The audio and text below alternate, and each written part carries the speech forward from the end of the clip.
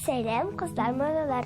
Сезне гадәттәгечә тылсымлы әкиятләр иленә чакырам. Сез әкият тыңларга әзерме?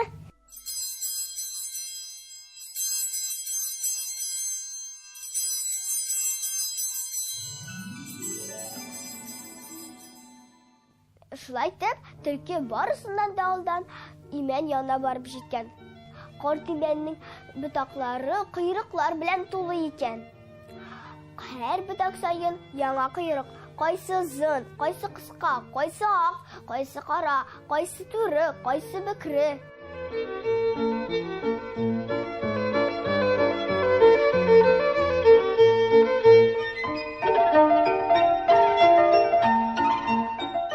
Моны күргән йырткычлар хайран калганнар.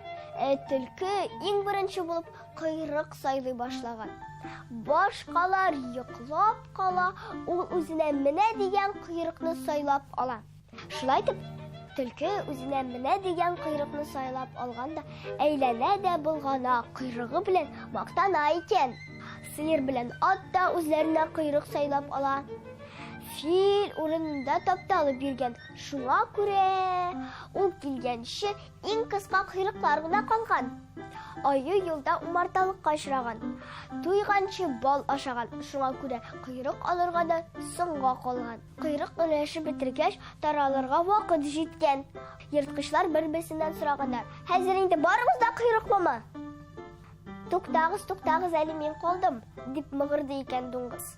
Алар сазда унаганнар, шуңа койрык алырга да соңга калганнар. Куян койрык алып кайтучыларны көтеп арып беткән. Шул вакыт ерактан алпан-тилпән кайтучы аюны күргән. Куян тизрәк аның каршысына йөгергән. "Аю бабай, миңа койрык алып кайттыңмы? Онытмадыңмы?" "Кит әле моннан, ялкау куян.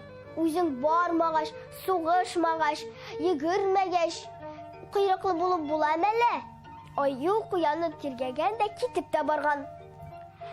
Куян башкаларны көткән. Әнә, бүре күренә.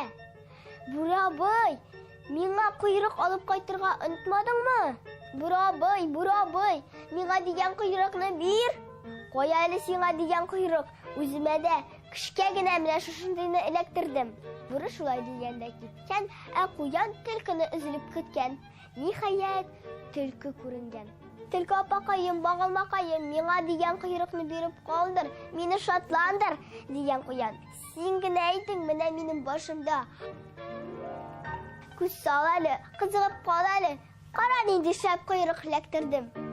Шул сүзләрне әйтеп, койрыгын булгап, төлке китеп тә барган. Куян койрыкны көтеп бик зарыккан. Мискиннең күңеле тулган булган һәм ул елап җибәргән. Шулай елап утырганда ул "Вау-да-вау, мурау-да-мурау" дигән тавыш ишеткән. "Эт, минем койрык иң яхшысы" дигән. Мәче кисеп куйган. "Юк, минеке иң яхшы." Тартышканнар, сугышканнар. Шулчак мәченең койрыгының очы өзелеп чыккан.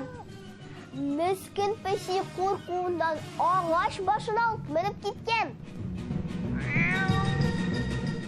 Өзелгән койрыкны җил тәгәрәтеп куян оясына китергән. Куян аны үзенә койрык итеп тагып куйган. Һәм шуннан соң куян да койрыклы булган. Шул көннән башлап мәче белән эт арасында бу ызгыш мәңгелек булып калган икән ди. Һәм әкият та шуның белән беткән. Бүгенгә мин сезнең белән сау булашам, дусларым. Сау булыгыз!